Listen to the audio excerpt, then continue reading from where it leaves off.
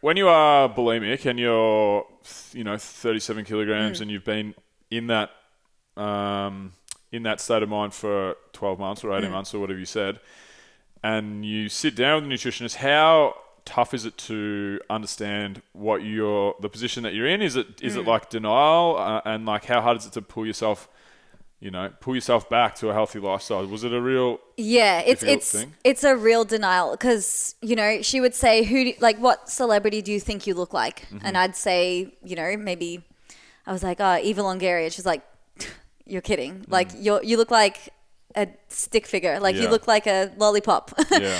And I was like, no, like I'm definitely her size. And then she would kind of put into reality what I actually was. And it took a long time to feel like that was true. Yeah. But then she would kind of give me tasks to do each week. Like, this week you need to eat a pancake or like something that I feared to eat. Yep. She was like, this week you need to eat a fear food. Yeah. And then I would come back the next week and she would weigh me and she'd be like, you're the same weight, or you even lost like 500 grams. Like, so the thing that you were scared to eat doesn't make you balloon and all of a sudden become fat. Like it's nothing. It doesn't make you change as a person. You're still you. Mm-hmm. You can't blame the food. Yeah, for sure. Yeah. It's funny how we view ourselves, or I've always been a healthy eater, and I've never had any issues with eating disorders. But it's funny, I for sure had at least some form of body dysmorphia growing up to a degree. Not trying to like get in on no. But I'm sure that I feel like 98% of the world does. For sure. At some point. Well, what I would do as a kid, this is probably like 15 years old till probably, I reckon 22. I would go into the bathroom like 5 times a day and sit and stand on the scales, or like I'd go to the bathroom, like wash my hands or like have a shower. I wasn't really like making direct trips to go to the bathroom. Maybe I was, I can't really remember, but I reckon 5 times a day I would get on the scales to see what I weighed, because for me it was the other way around, because guys want to be like big and strong and tough.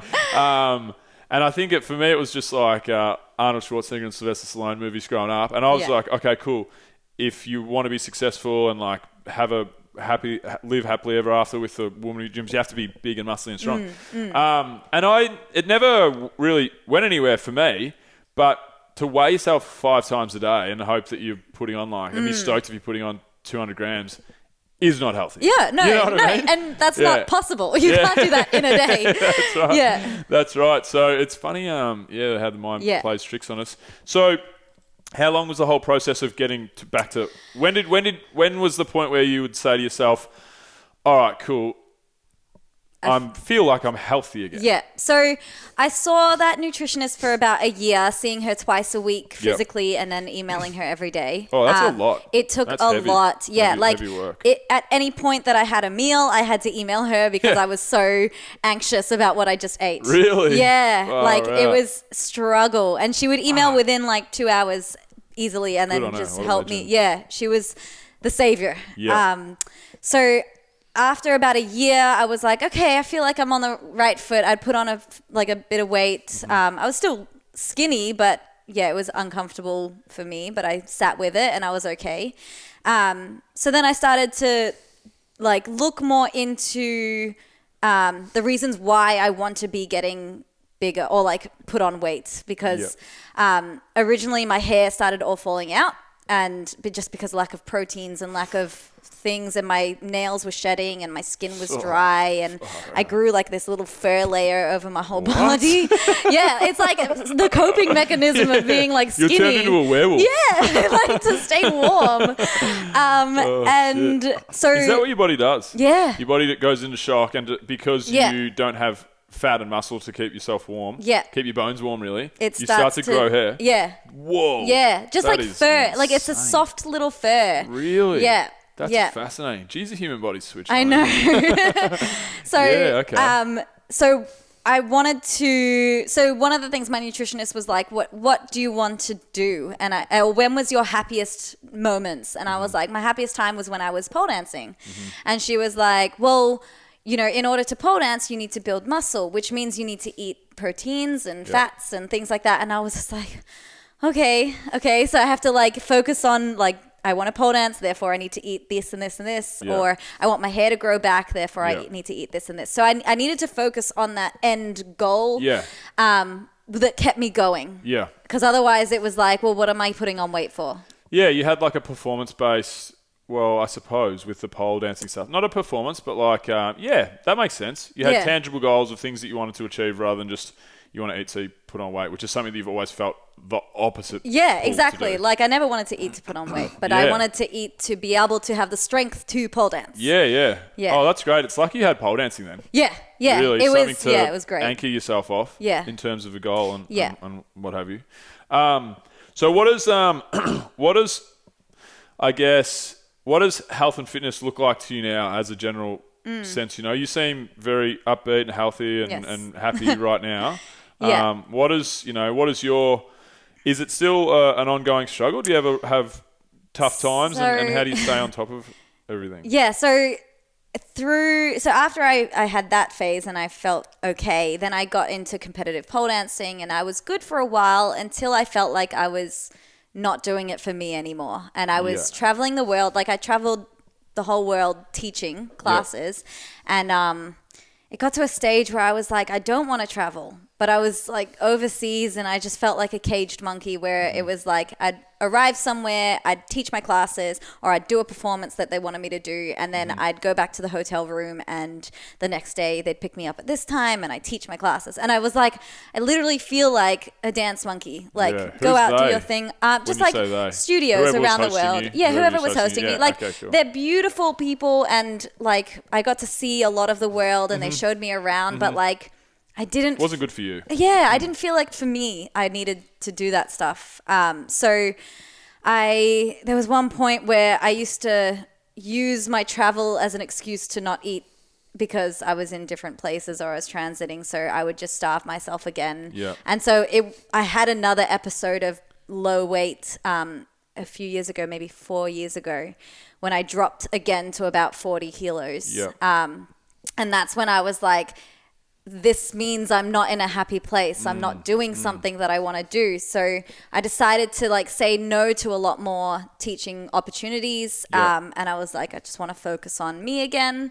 And then I met my boyfriend and like we've bought a house together and now I feel happy and I feel like I don't have to prove my pole dancing or my worth to anyone else. Like I feel grounded and good. So now I focus a lot more on my my mental health and like my intuitive eating. Like I read a lot of books on like the anti-diet,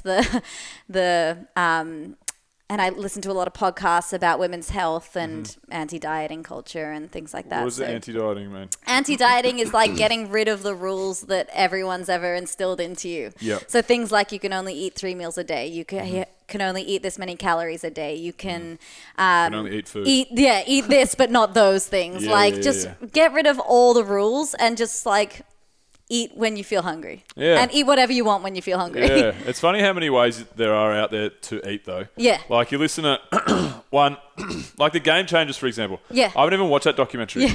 But I fucking know exactly what's going on in the argument versus this side versus that side. Yeah.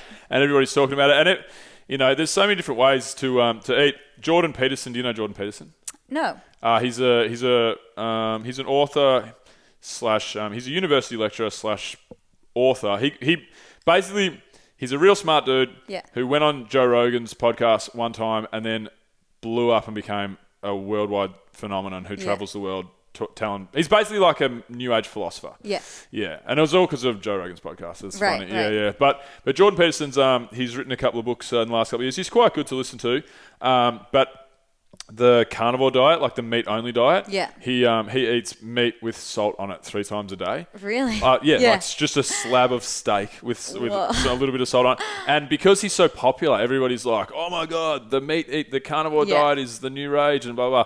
It's just I don't think we actually know anything about anything. No. I think it's all. It's so funny because like as a kid, they're so intuitive. Like they eat when they're hungry, they stop when they're full. Mm-hmm. But like just growing up, you just start to like ingrain all these little like habits or like rules, regulations. Finish your plate before you can have dessert. Like just so many things that you don't think are gonna play a role in the mind, but they all have impact. And yeah, and then you start to become more strict, and then next minute you're really struggling with knowing what to eat, when to eat, and why you're eating. Yeah, for sure. I think I think most people should be able to find a really nice. I think if you're eating relatively good food, unprocessed food, and you just eat whenever you feel hungry, then you should basically win the game. Yeah. You know, I know for a fact myself. When I'm training, I try and eat a lot. You know, because I've got a fast metabolism, so. To be a weightlifter, I always have to overeat much more than what I would normally would to stay big enough for my weight category. Yeah, because So, but even like when I'm not really training super hard, or in the past, like I eat way too much food. I don't need to eat the amount of food, but I've always been the opposite of you. Yeah, I've always been like, oh, you need to eat lots of food to be big and strong. I remember when I was younger, I had a coach and. I was doing CrossFit for about 2 or 3 years there. I was competing and all that stuff, just like local competitions. Yeah. And I remember I went to this competition and wasn't strong enough in a couple of the events. Like it was like I could do all these skills in like the second, third and fourth stage, but the first and second stage, it was like a strength element and I couldn't pass it. Yeah. And I came back from that competition. I said to my coach, I was like 25. Yeah. I'm 33 now. And I said to my coach, I was like, hey mate, I'm never going to a competition again and not being strong enough to do something. And he goes, all right. I said, what do we need to do? And then so he changed the programming because I'll do his the classes, but I had my own programming on top. Yeah. And he told me, he gave me the program and he's like, all right, cool. What's your diet like? And I said, oh, I eat this, and this. He goes, okay, I want you to eat sweet potato with every meal. I'm like, yeah, okay. He goes, and are you lactose intolerant? And I said, no. He goes, drink as much milk as you can drink in a day, every day. And I was like, I can drink a lot of milk. He goes, do it. So I reckon for the next 9 to 12 months, probably 6 to 9 months, I drank 3 to 5 litres of milk every day. Oh, God. Yeah, and you know what? Oh, my God. I still drink about a litre of milk every day. Really? It's just because it's ingrained in me to be like, extra calories, need to be big and strong, need to keep your weight on, whatever. I drink fucking heaps of milk. So I've probably got the opposite problem you have. Yeah. You're like, you should be interviewing me. Keep eating. But yeah, it's so funny. And I don't need to eat that much. Like when I eat half of what I eat normally, I'm perfectly fine. Yeah. You know, it's probably better for the body because I don't have to process as much food and it's not working as hard all the time. Yeah. I think the biggest thing about like having a starvation mind is like you're always judging the other people's food as well. Yeah. Like you're like, how are they eating so much and they're like this and blah, blah, blah. Or like, how can they eat so much and why can't I eat so much? And you're just always judgmental of other people. So I used to find it hard to watch someone eat less than me. That meant I had to eat less than them. Because I was like, it was always a competition with the food. That's so funny. Yeah. But when I met my boyfriend and he trains a lot, like he does marathons and triathlons and he just eats everything in the house. And I'm like, okay, good. Like I don't feel bad about now eating everything as well. Yeah, that's good.